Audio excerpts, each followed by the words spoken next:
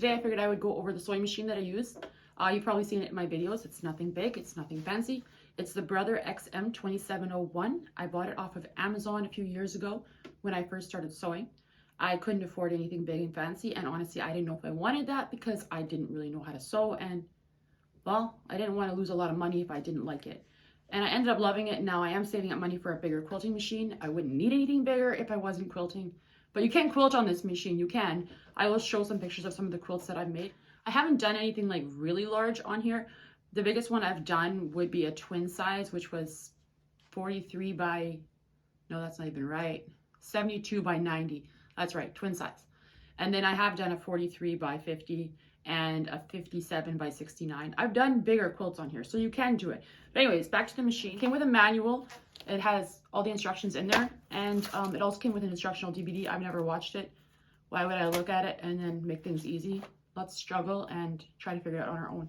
But anyways, let's come on in and I will show you what it all came with. So first off, it comes with this little compartment right over here, and it came with a bag full of supplies. The only things missing from in here are a couple of the bobbins because I've used them and they're with my thread spools, and also the twin needle that came with it because, well, I used it up and it was very dull. I have new ones already. And then it also came with an extra pack of needles to put in your machine, which was very great. First up, we have a one-step buttonhole here. So you just press number 1 and you get a nice little buttonhole. I've tried it a few times. I'm not very good at buttonholes, but I'm working on it. Yeah, it had a few more of these bobbins in here, but like I said, I used them. And this is a darning plate. You would use it to cover your feed dogs over here. That would be great for like free motion quilting. I want to try that, but A, I don't have the foot, and B, well, I need the extension table, which I will order one of these days. And then it had some more feet in here. I'm not even 100% sure what all of them are called, but let's see if I can find them in my manual and then let you know. Well, this is an overcast foot. This one actually did not come with the machine, but I did order it on Amazon. I'll link it down below. And then this is the zipper foot that it came with. Yes, it came with the zipper foot. And then I have another one that I got from, these two I ordered from another package, so I got those there. So I have quite a few zipper feet. I ordered this invisible zipper foot because I was trying to sew an invisible zipper, which I did end up mastering, which I was very proud of myself for. And this is to sew on your buttons. I have never tried this. I always hand sew my buttons, but meh. And this is a rolled hem foot. And then this one here is your little tool for when you're changing your needles. You can just use it to undo the screw. And also when you're changing your foot thingy here. Yeah. And it also came with this foot that's on the machine right now. I'll pop it off, and then this one. That's the one I usually use the most. This one here, I'm not even sure what this one is. I will figure out what that is and then let you know. All right, it is the blind stitch foot. Yes, the blind stitch foot. I've never used that one.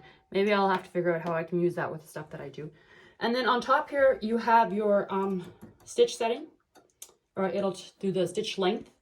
So if you want like a very tiny stitch, you would go to 1. If you want a very large stitch, you would go to 4. 4 is the longest that you can do in this machine. And then this one here is to adjust your needle position, so you can move it to the left or to the right. I usually have it in the middle, but sometimes when I need a 1/4 inch seam, then I move it over. But this is your tension guide, and you can adjust your tension. The highest is 9. Yeah, and then down. I usually have it between 3 and 5, depending on what I'm working on. And then your button for reverse. And then these are all the stitches that you have.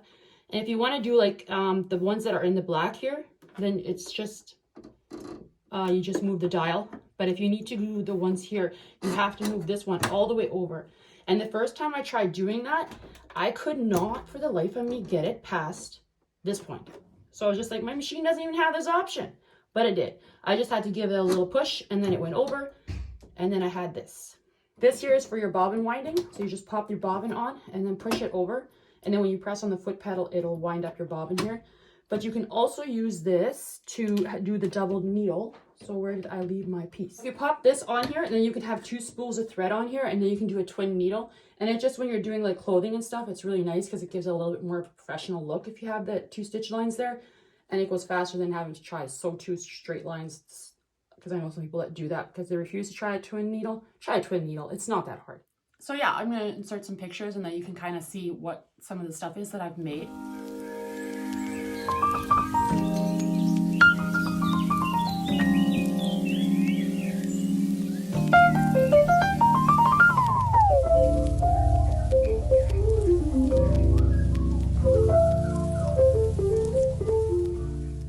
Okay, so do I think this machine is worth it? Yes, I do. I think this machine is totally worth buying, especially if you're on a budget and you don't have a large budget to spend on sewing equipment. This is definitely a machine that's an option for you.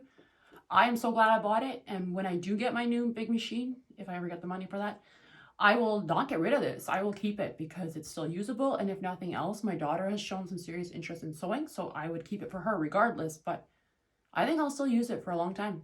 I would definitely buy it. I would recommend it to anyone who is starting out or anyone who just wants a little machine.